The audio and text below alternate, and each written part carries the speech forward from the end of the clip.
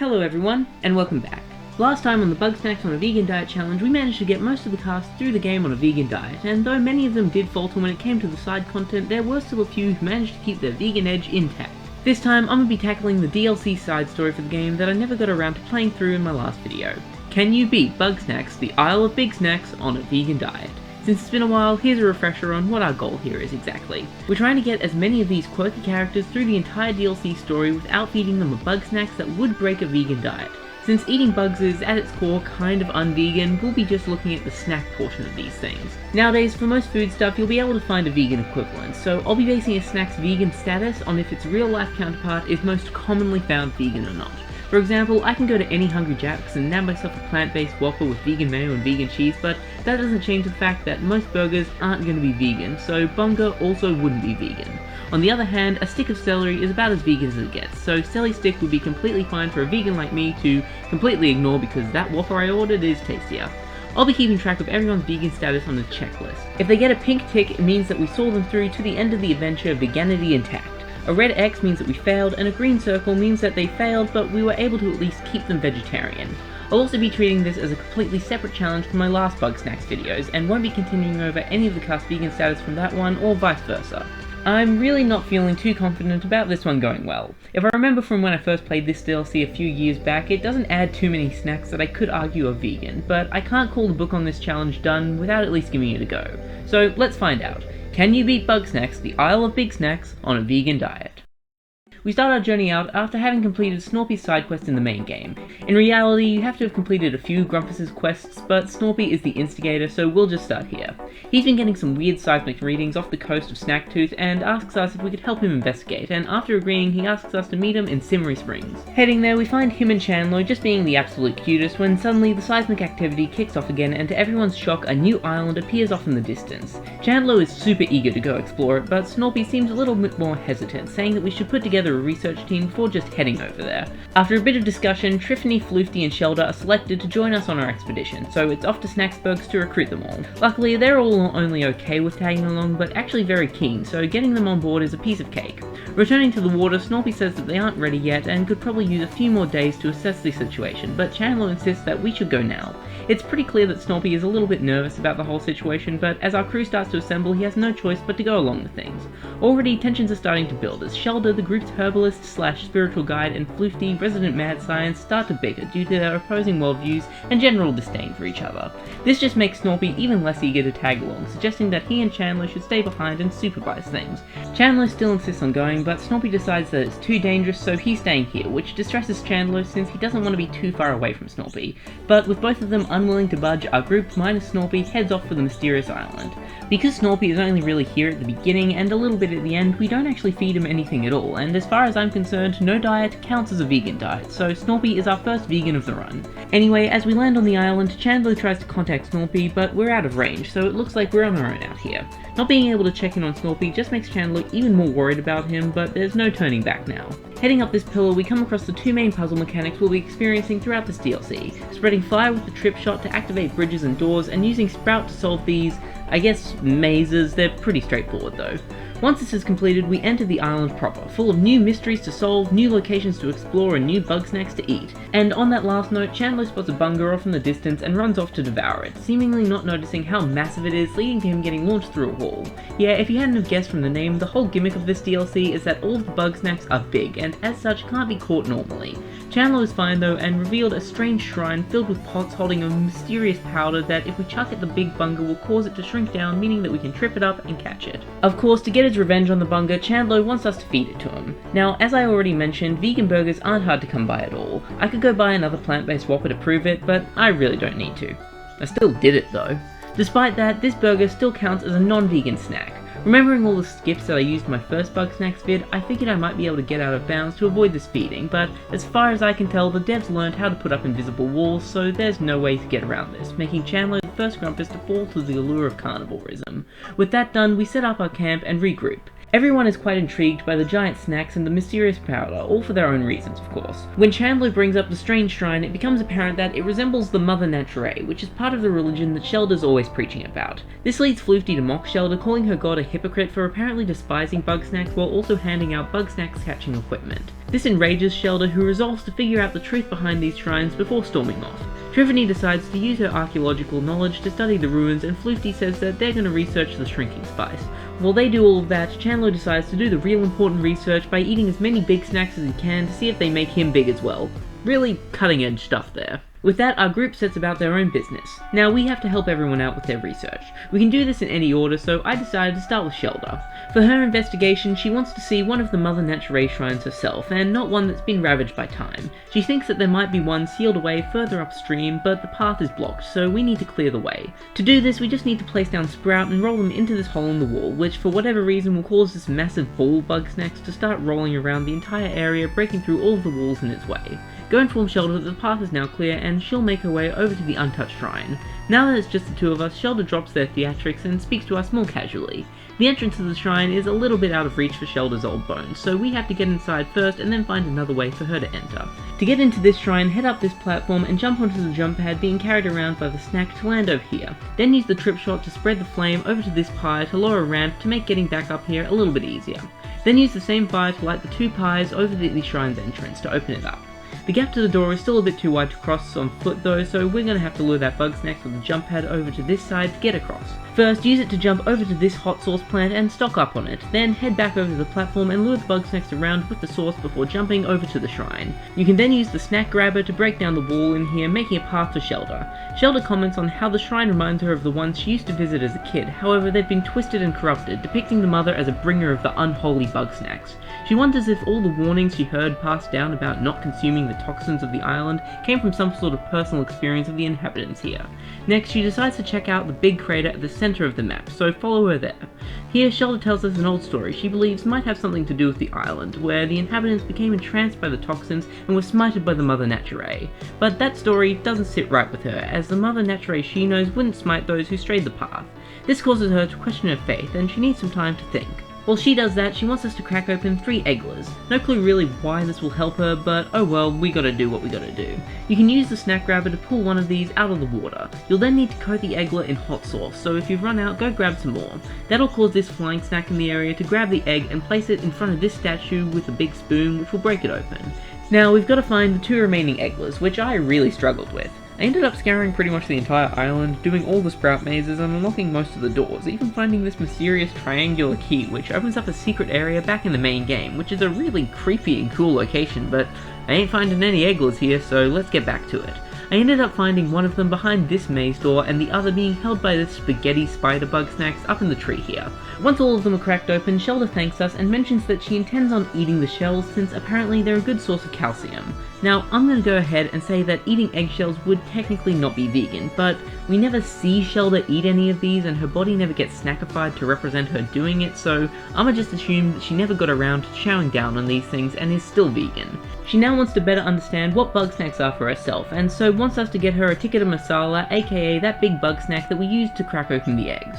First, we need to both knock it out of the air and quench the fire around it. To do this, just place your trip shot partially in the water to imbue it with wetness, then connect the other end somewhere on the snack's path and wait for it to get tripped up. Then go get some shrink powder and coat the snack in it to make it catchable. Now we need to donate the tikka masala to the Box of Purity, which worried me a little since it's labelled as a meaty snack and somehow all of the snacks that we've put in the box in the main game have mysteriously ended up in Shelda's belly, but she insists that she won't eat it this time and just wants to understand it. Problem is, she doesn't know how to do that really. We suggest that she could ask Floofty for some help, and after some resistance she eventually agrees. Floofty at first mocks Shelda for needing their help, but afterwards shows some respect for them wanting to learn more, and is even surprised to learn that Shelda isn't as stupid as they gave them credit for. Shelda thanks us for her help, and with that, her quest comes to an end, and despite some close calls, she never actually ate any Bugsnax, so just like Snorpy, no diet counts as a vegan diet. With Shelda out of the way, we might as well handle her rival, Floofty, next. They've taken it upon themselves to study the shrink powder we found earlier and want to try to recreate it. First up, they need us to gather them a sample of the stuff, which is pretty easy. Just go get some and chuck it into their science trough before the 30-second timer expires. Unfortunately, it's too unstable, making it hard to research it before it all evaporates. To get around this, Floofty wants us to throw a jar directly at them to see firsthand the effect that it would have before it dissipates. When we point out how stupid and dangerous that is, they assure us that it's fine since they are wearing goggles, and you know what? Sure, safety first. Here, think fast! Ah, the goggles! They do nothing! My eyes, the goggles do nothing! Yeah, predictable outcome aside, this actually does give Floofty a little bit of useful info. 1, the substance only seems to affect Bugsnax, and 2, maybe don't chuck mysterious volatile powders you find it yourself.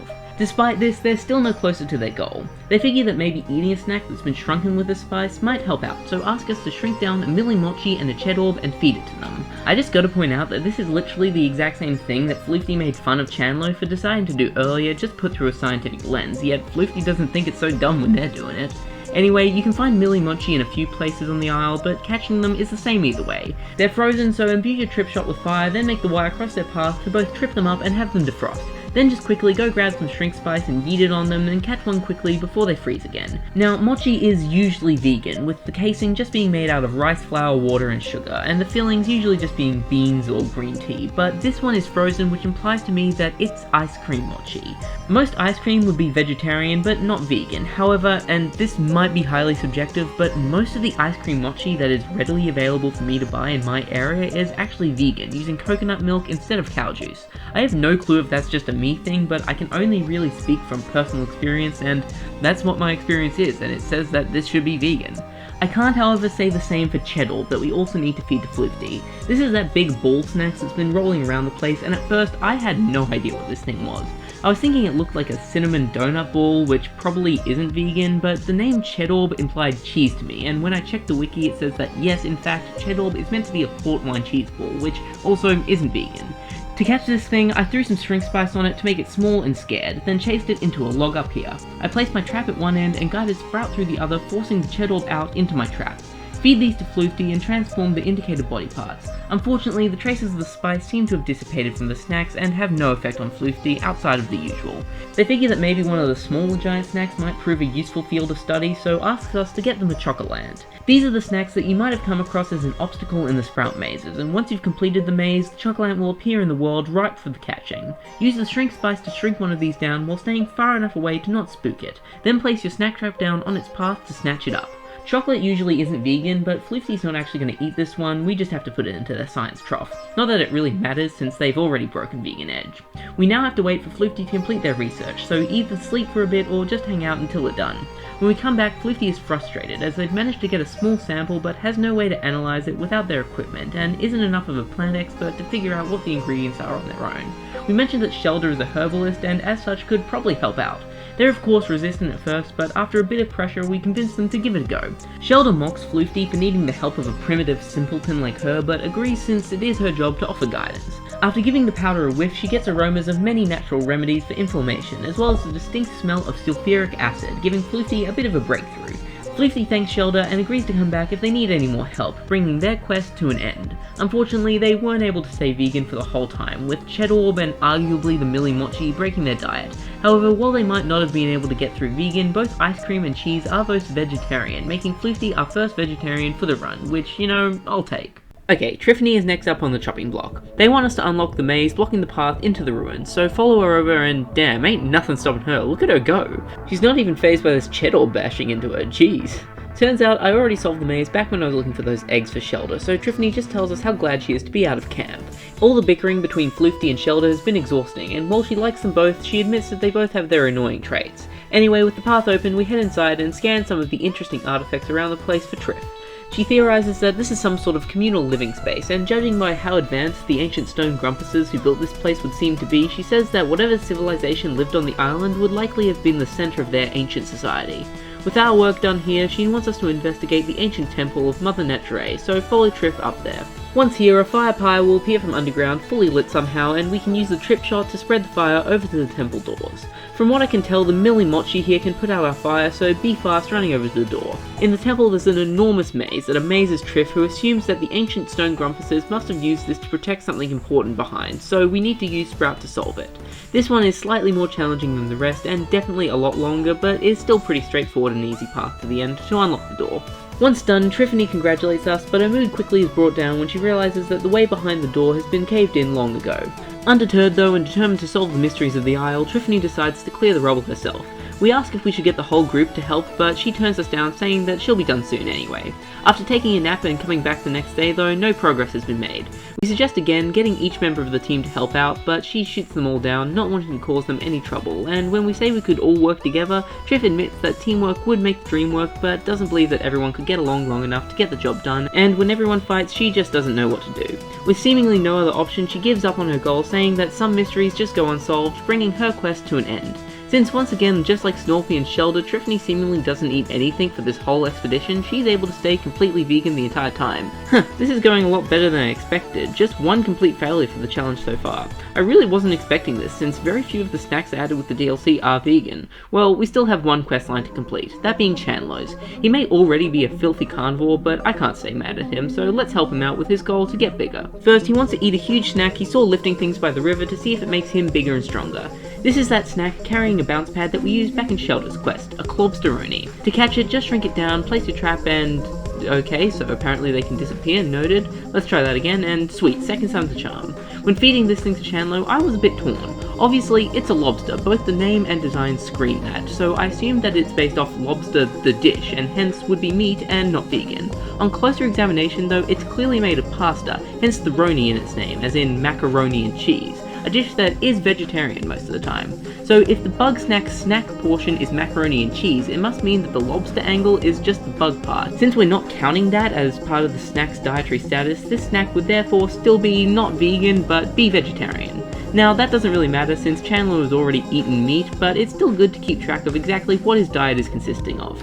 Feeding Chandlo Clobsteroni fills him with energy, but to his disappointment doesn't get him any bigger, which isn't so surprising since the bunga he ate earlier didn't either. Somewhat out of character, Chandlo decides that he's just going to accept that it's not going to work and move on, bringing his investigation to an end and leaving him with nothing really to do. He decides to just take a load off since he hasn't really had a chance to relax with helping everyone and taking care of Snorpy. He asks us to shoot some hoops with him and challenges us to get 5 points before him. I think we're meant to take turns here, but it's pretty easy to just cheat and make shot after shot after shot until you have all the points you need. After absolutely destroying Chandlo, he thanks us for playing with him before saying that he's done with his vacation and is heading back to Snacksburg to check up on Snorpy since he's worried about how he'll be going without him. To get energized for the trip, Chandlo asks us to get him 2 of the biggest snacks we can find. Specifically, we need a Celly Sticks and a Pilobite. Celly Sticks is the easiest of these two, just needing to be shrunk down and captured in our trap. This thing is definitely the danciest snack around and is based off a celery stick with some peanut butter on top, which is a snack I will never understand. These two things just don't go together in my mind, but both are completely vegan, making this snack fine to feed to Chandlo.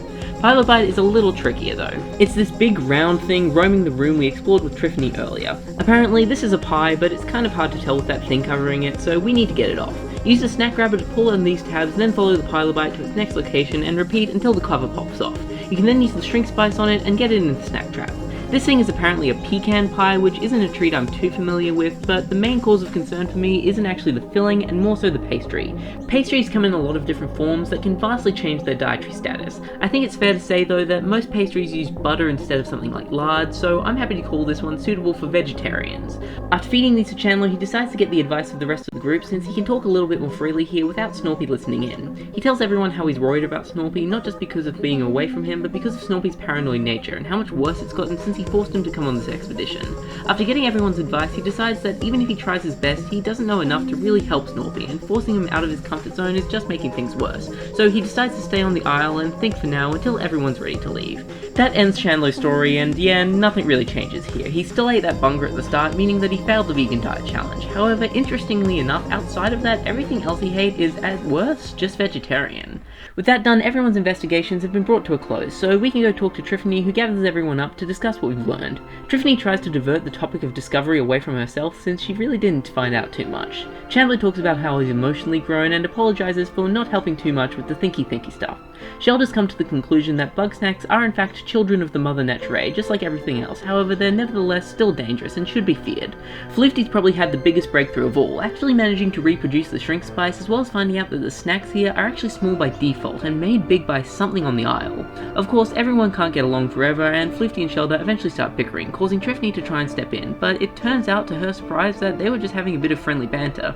Yeah, thanks to helping each other out, the two of them have gotten a little bit closer and grown a respect for each other.